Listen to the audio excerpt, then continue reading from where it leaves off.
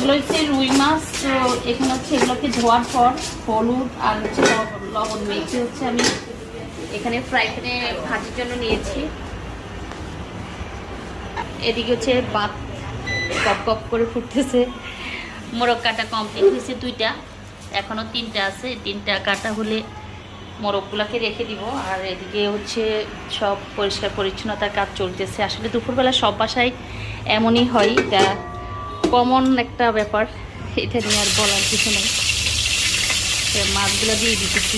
আমার মানে দুপুরবেলা অনেক সময় হয় কি, মেহমান থাকলে একটু বেশি রান্নাবান্না হলে চুলা 3টা লাগে, কারণ হয় না নয়তো। যেমন এইটাতে যদি মোরগের মাংস বসাতে পারি, তাহলে এখানে ইন্ডাকশন চুলাতে যদি আবার অন্য অন্য আইটেম করতে পারি, ভাত থাকে।